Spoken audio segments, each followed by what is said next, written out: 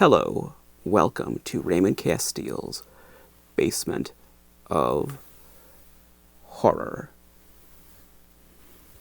We're going to continue the Halloween theme one more episode. I'm actually recording this on Halloween.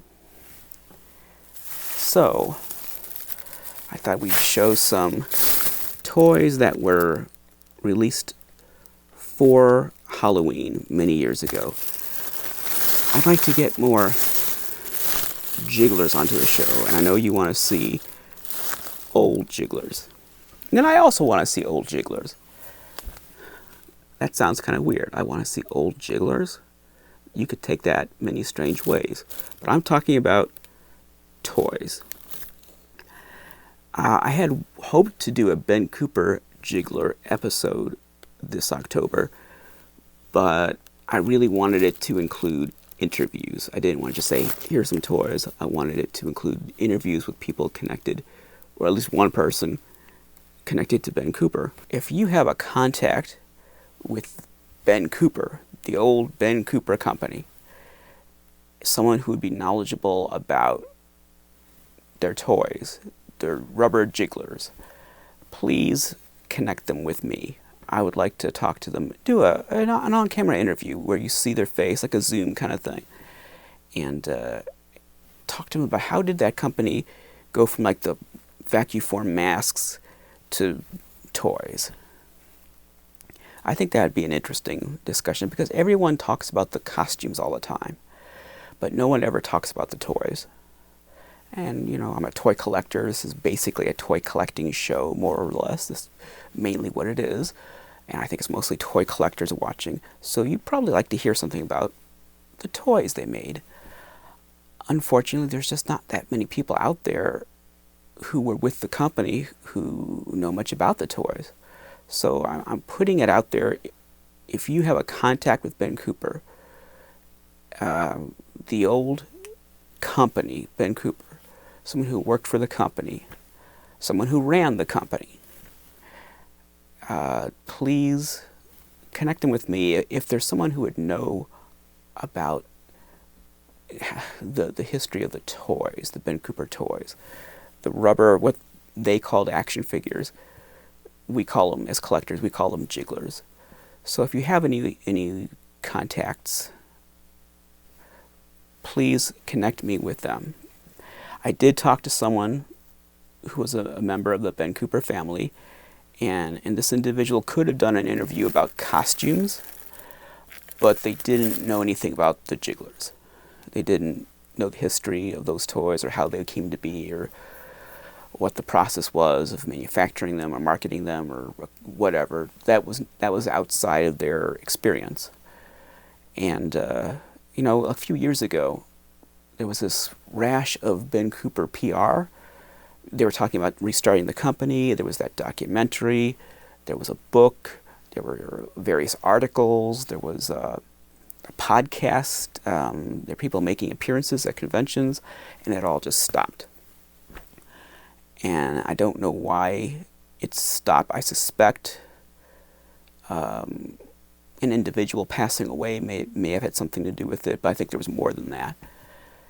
But there was all that activity for a while, and there were people coming out of the woodwork doing interviews, and now it seems like that's dried up. So I might be a couple years too late trying to do this.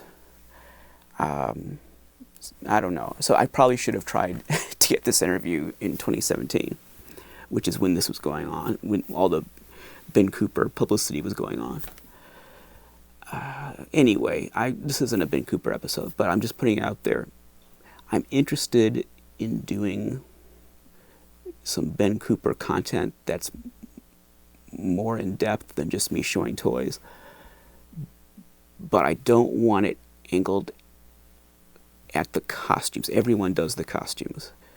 There's lots of stuff out there about the costumes. I want it focused on the toys, the rubber toys. So enough about Ben Cooper. I'm just putting it out there because I would have liked to maybe done something for Bleak Sunday with interviews, like something about the Jigglers, something about the rubber masks. So maybe next Halloween. maybe next Halloween, if I can get some contacts and do some interviews. If worse comes to worse, I'll just hold the toys up and talk about the toys. But I'd like to be a little more ambitious than that. But today, we are going to talk about Jigglers, but we're going to talk about more recent Jigglers. And over the course of this season, maybe we'll save Ben Cooper for a special episode. But I think we will talk more about Jigglers in general, rubber Jigglers. I have quite a few rubber Jigglers. I don't know how many hundreds of rubber Jigglers I've got. So there's a lot to talk about. But since I'm recording this on Halloween, let's talk about something that was released for Halloween. And I think most rubber monster horror Jigglers were marketed as Halloween products, but these in particular I know certainly were. So this is such an exciting episode. We have a rubber rat. I mean, I'm sure you're glad that instead of watching all the other content on YouTube, you're watching this video at this moment, and you're looking at a rubber rat. We have only the best entertainment here in the basement of horror. This is from a set called Horror Monsters. Horror Monsters. I always have trouble pronouncing horror. Strange, since I'm a horror fan. You'd think I wouldn't have so much trouble, but I always want to say horror, horror, horror, horror. It's horror, horror. I just have to enunciate that second syllable, horror. But anyway, this is a Horror Monsters rat, rubber rat. And it's squishy and it's filled with pellets, as most rubber Jigglers are.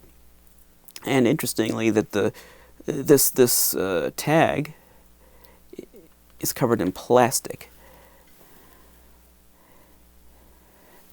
And I don't know if that's to be collector friendly. I doubt it. I think it's more just a matter of shipping. They didn't want the tag sticking to the toy. And no, it's not going to be just a bunch of rubber rats. Let me take a look at this tag here. It's distributed by Greenbrier International Incorporated, Chesapeake, Virginia. Made in China. May rip if overstretched. May stain rubber surfaces, painted walls, fabrics, wallpaper, or wood surface. Stretchable Horror Monster 3+. So this is recommended for ages 3 and up. It's a cute little rubber rat. Let's see here. It does have something written on it. So interestingly, this is 2003. 2003 Toy Major. I think we'll find that the other things we look at are 2004. This is 2003. So let's continue before we talk any more about any of this information we just discovered. Let's continue. Go back in there, Mr. Rat.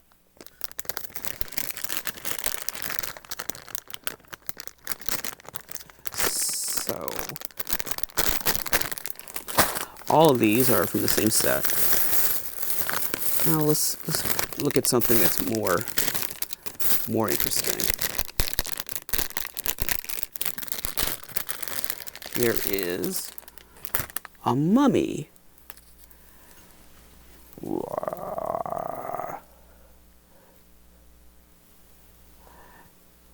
And these don't have elastic in the head.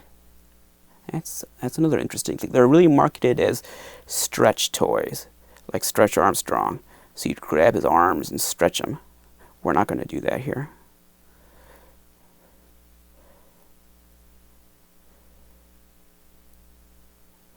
Classic Jigglers have an elastic band on the top.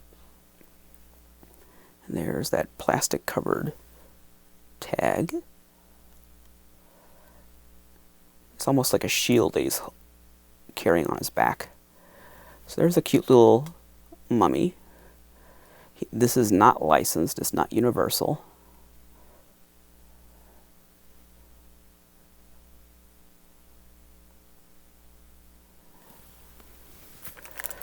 I do have some other similar jigglers, including a universal license set. So let's continue.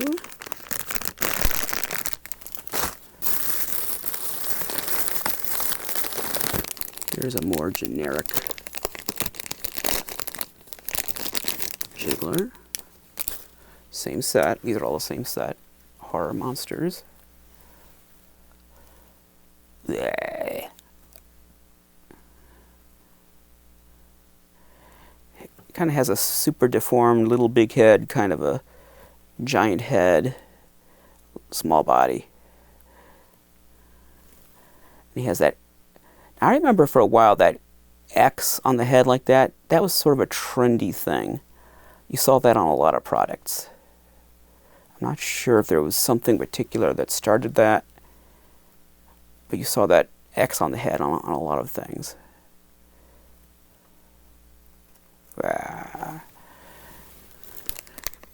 Okay, so now that we've got kind of a sample here, we've got an animal, we have a classic monster, a mummy, and we've got a generic Halloween character, a skeleton. Before we go on to the rest, let's talk a little bit more about what these are. As jigglers go, these are about as unsung as you can get.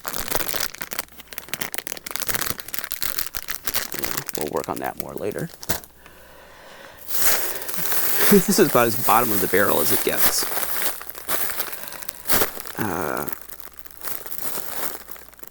If something like a Ben Cooper or an Azraq Hamway or an Italian big rubber jiggler from the 60s or 70s or something like that, those are like the Cadillac high-end jigglers. These are the bottom basement jigglers.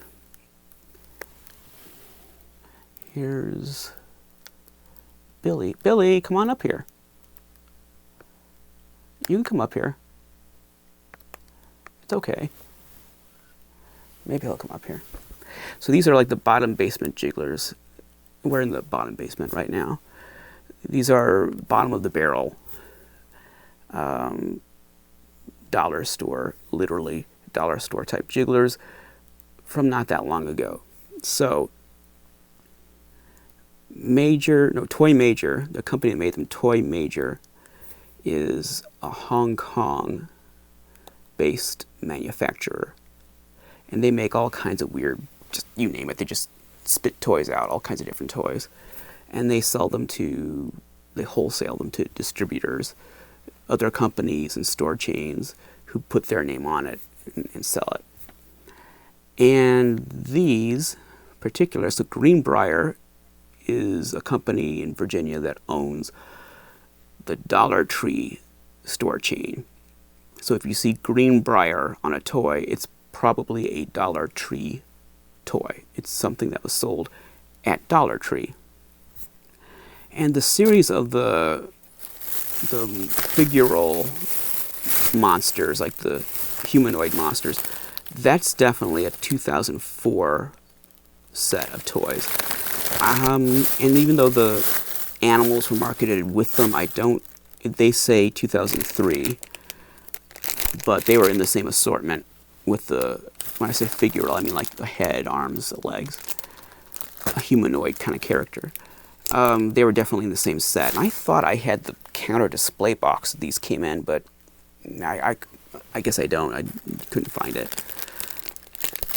But these were sold at Dollar Tree in counter display box, all thrown in there. And I remember in 2004, these were kind of There was some buzz about these with collectors for a while.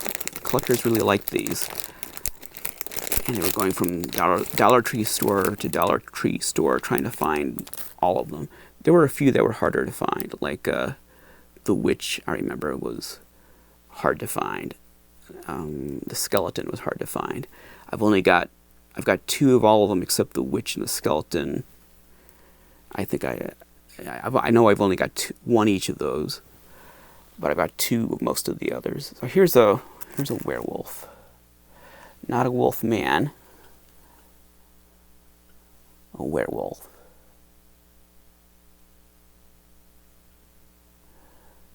I mean, you can call him a wolf man if you want, but it's a generic werewolf. And, as you can see here, he's actually pretty cool.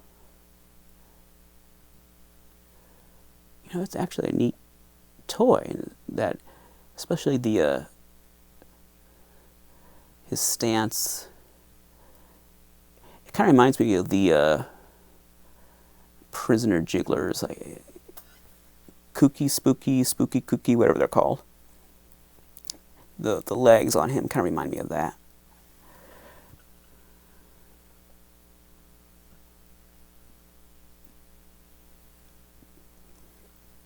And we might do an episode on those. And I promise to get the name correct by that time. Kooky, spooky, kooky, whatever they're called, I don't know.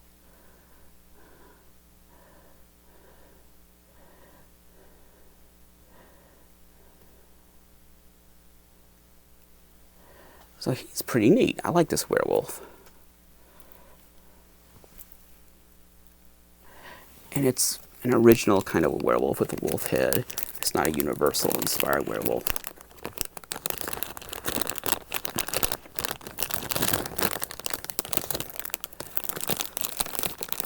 Which is fine, because as we might see eventually in another episode, if it were a universal, there was around the same time a universal licensed jiggler, and it had that typical sort of orange style guide, orange hair, pale face, kind of a look that Universal's still using in a lot of stuff. If you're doing something that's like strict style guide, Universal Wolfman, it still has that goofy orange hair look. So I like, sometimes generic monsters are cooler than licensed ones, especially now. Licensed, I was thinking about this the other day. What was I looking at?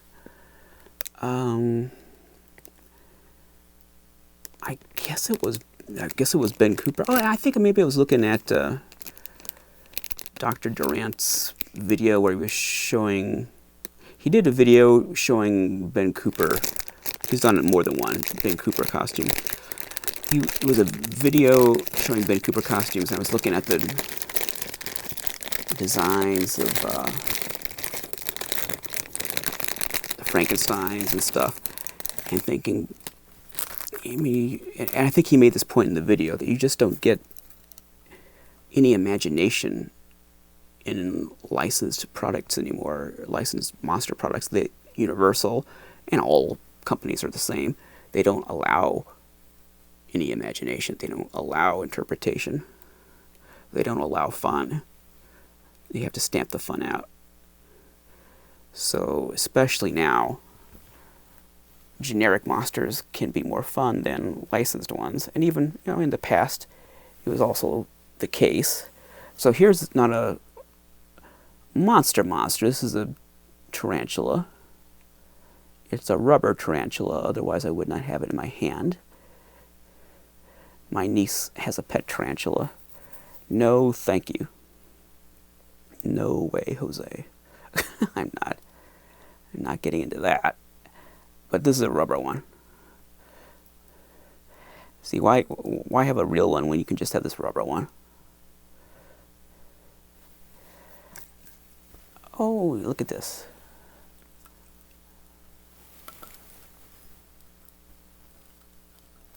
Over here.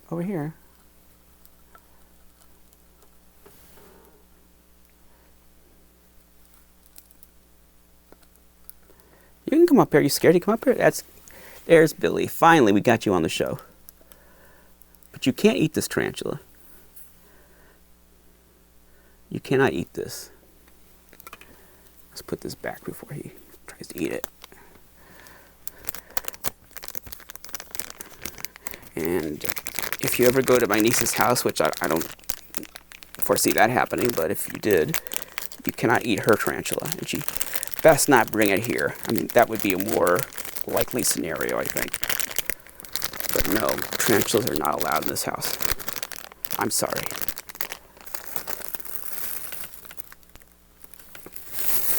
This is a tarantula-free zone. Let's look at which. This is the one I think is at the time, I don't know about now, but at the time when they were in stores, this was the hardest one to find. Hey, baby. No, no, no. No, no, no. Don't do that.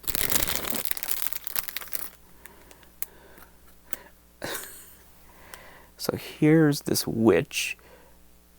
You know, look. Hey, baby. Why are you so interested in the why are you so interested in the camera? You never were before. Okay, I was going to say look fast before Billy attacks it, but I wasn't fast enough. He already attacked it. So here's the witch.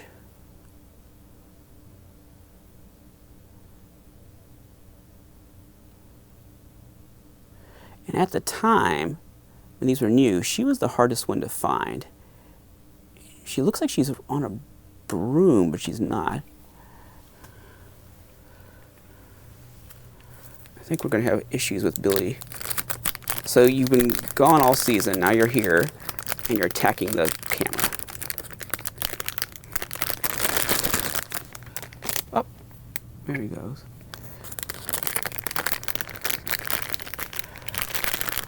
We'll take another look at this witch.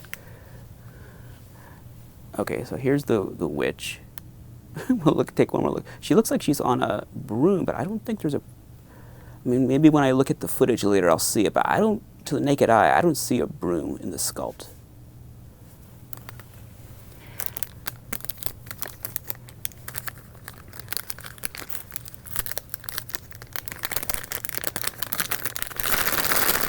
So I remember going to the Dollar Tree stores and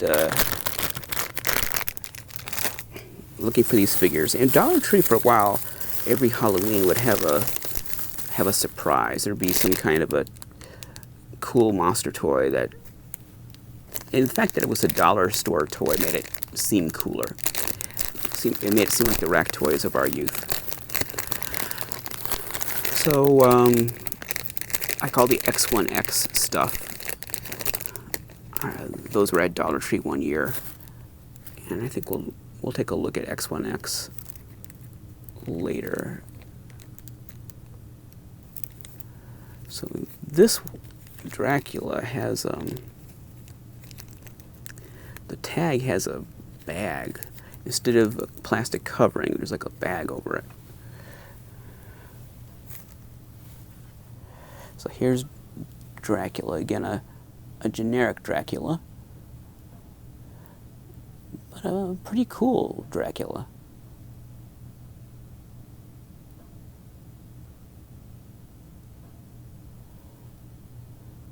You know, for a generic Dracula in this format, that's pretty neat looking. I like that these toys do have some character. I mean, would they be cooler if they were from the 70s? Of course they would. But given the time that they're from, they were not bad.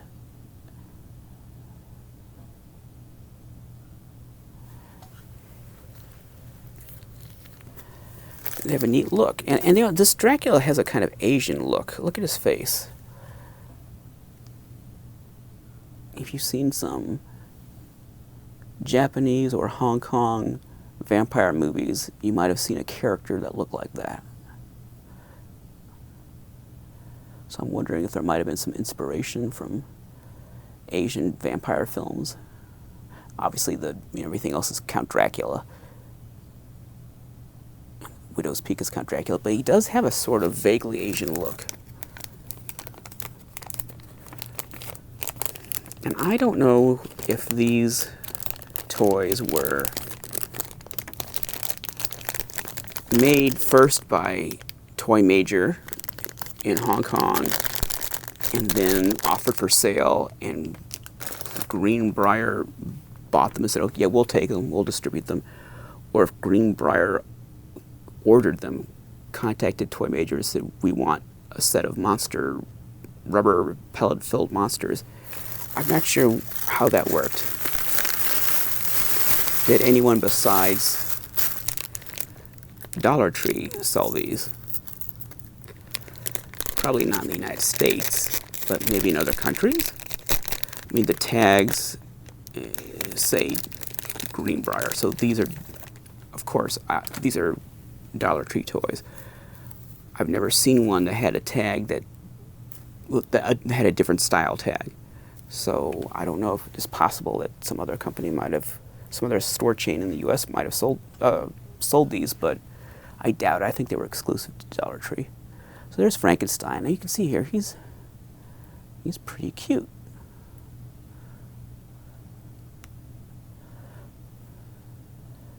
You know, that's a pretty neat little Frankie. He's got an attitude.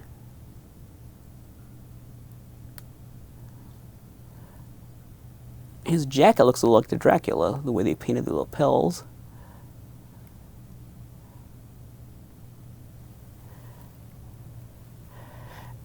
And I like that these monsters do have their own personality. I mean, he's got that very static pose, very glum, very sad, miserable Frankenstein. And Dracula has the arms up going, blah. Wolfman is stalking you. They've all got their own personality. They didn't just make them all the same pose. They've all got poses that are appropriate for the character. The witch has that squatting position as if she's on a broom, so a kid could pretend she's on a broom or put her on something to make their own broom.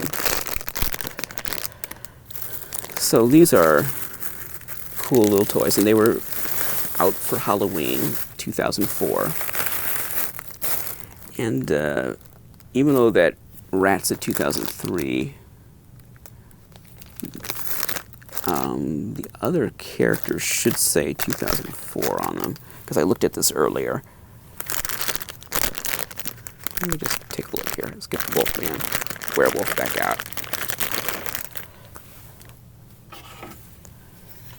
Because I'm curious now that first one's in 2003.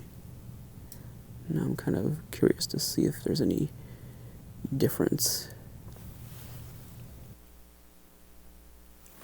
Well, yeah, I can't read the Wolfman. Let's see if I have this mummy. Yeah. Frankie back up.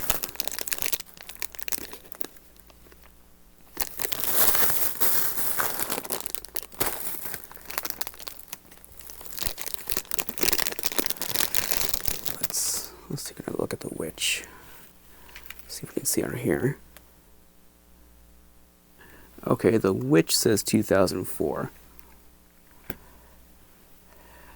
So they made a few of these, like the animals, I guess, must be the previous year, but they all were sold in the same assortment. Okay.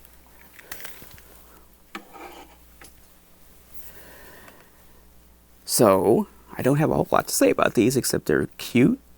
They're Dollar Tree. They're dollar store toys, specifically the Dollar Tree chain. Apparently made for Dollar Tree, made by Toy Major in Hong Kong for Greenbrier to distribute through their Dollar Tree chain.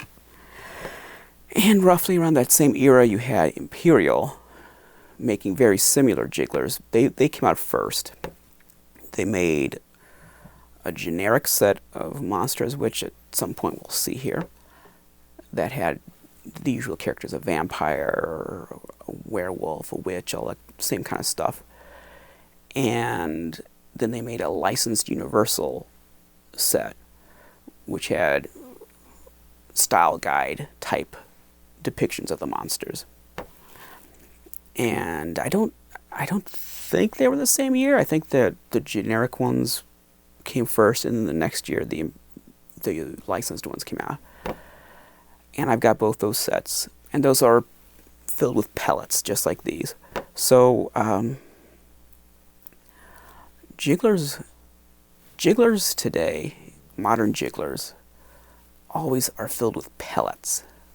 You don't see the solid jigglers, the solid oily rubber jigglers. You just don't see those anymore. I don't know why. I don't know if it's something about the cost of petroleum. That's what I've heard, that the cost of materials has gone up. I don't know if it's an environmental thing.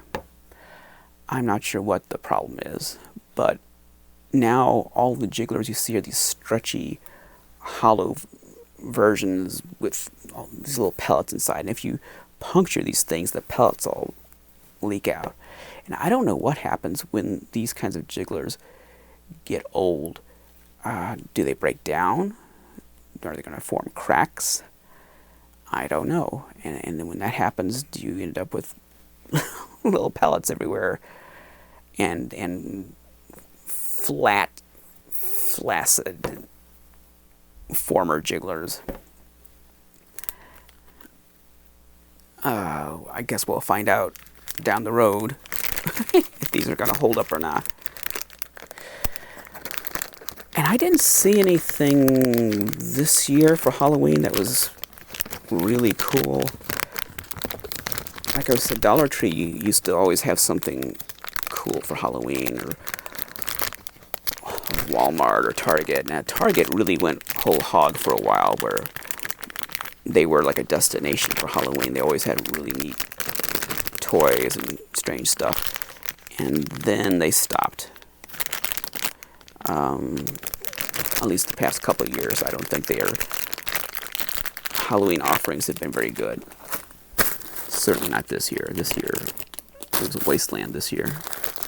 And I think it was the year before, too. But once upon a time, you went into a dollar store and found crazy little guys like this. And of course, when I was a kid, you went to a drugstore and you found Ben Cooper jigglers and Azrak Hamway jigglers. I don't know if we'll ever see jigglers like those again. It would be nice, but if we did and they were universal monsters, then they'd be style guided to death. But why not have jigglers of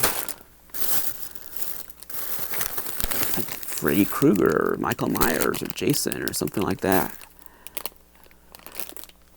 That's an idea. One issue there is that often those later horror characters are owned by different companies. For a while, I think Freddy and Jason and Michael Myers and a few others were owned by the same company, but I think that's changed now. So for a minute there, you had some toy lines that had all those characters together. It's harder now to do that.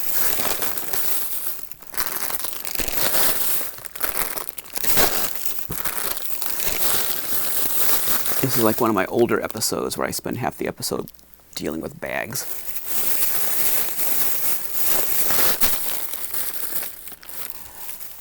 Okay, that's it. All right, I think that's enough for this episode. I just wanted to do a little something to not quite let go of Halloween just yet, but I wasn't prepared to do some big thing with Ben Cooper or Collegeville or Bayshore. That's something I was thinking of, or whatever, Imperial or something, vintage Imperial Imagineering.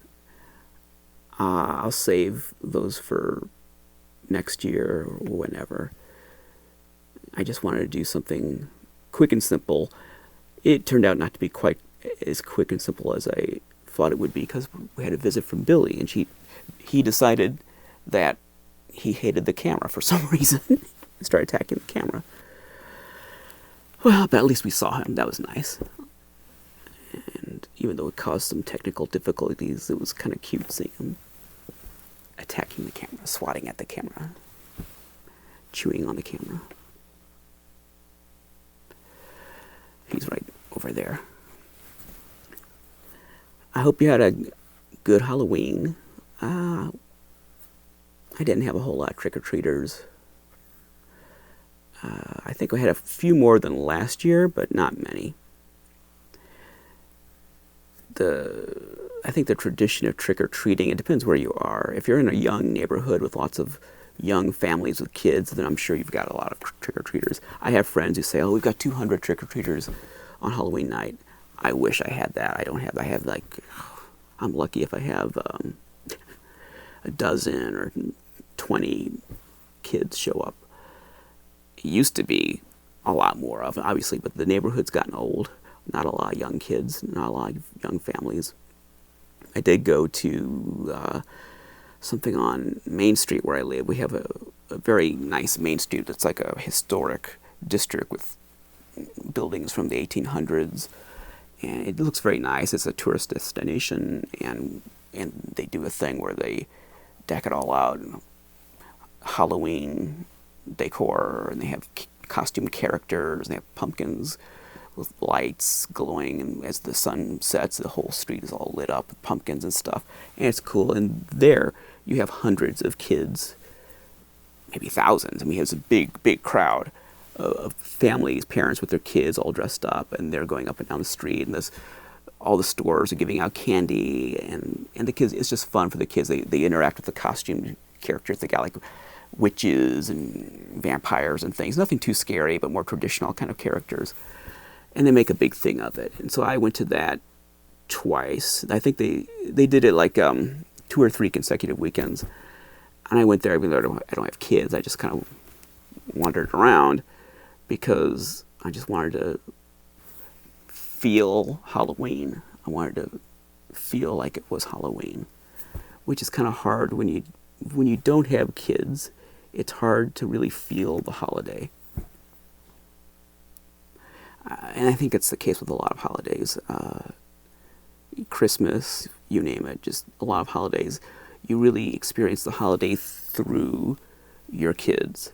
And if you don't have kids, then you're a little detached from the holiday. You don't quite feel it. So I went there to feel the Halloween holiday. And I think I got my Halloween fix just being around all that, experiencing it. And then I went to a Halloween party, which was pretty cool.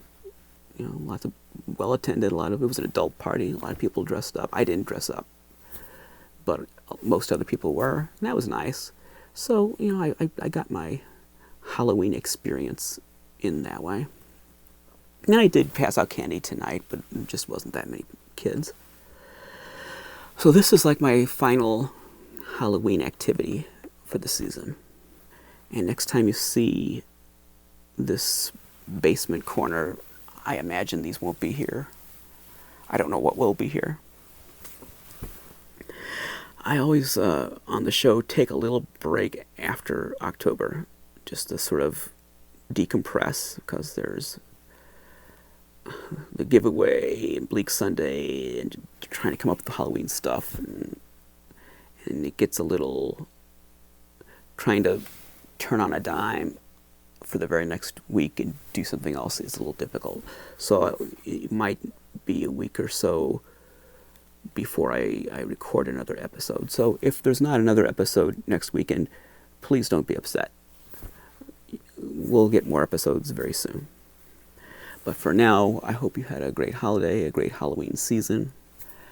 And if you haven't looked at the Bleak Sunday videos, please check out Bleak Sunday. The playlist is on this channel. Look at those videos. A variety of different YouTube channels came together to make this happen. They all have different perspectives, different styles, different ways of approaching Halloween. Next year, I would like to expand Bleak Sunday. I think we'll start the process a little earlier in the year. So if you have a YouTube channel, and it does need to be kind of an advanced channel. I mean, look at the content we have in the playlist. If you can contribute to that, then I would like to talk to you. I would like to have more channels on board next year and more variety. And I would like to get more ambitious with it every year. Okay, that's it for this episode of Basement of Horror. Until next time, the one who dies with the most toys is dead. And happy Halloween.